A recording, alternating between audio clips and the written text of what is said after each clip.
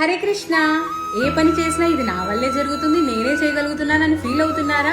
అలాంటి వారి కోసమే ఈ శ్లోకం ఖచ్చితంగా వినేసేయండి. 108 ఇంపార్టెంట్ శ్లోకాస్ లో 25వ శ్లోకం. కృతేహి క్రియమానాని గుణైహి కర్మాని సర్వశః అహంకార విమూఢాత్మా కర్తాహమితి మన్యతే. ఈ శ్లోకంలో శ్రీకృష్ణ భగవానుడు అర్జునుడితో పలుకుతున్నాడనమాట. విద్యహంకార ప్రభావం వలన విమోహితుడయ్యే జీవాత్మ నిజానికి ప్రకృతి త్రిగుణములచే నిర్వహించబడే కర్మలకు తనను కర్తగా భావిస్తాడు.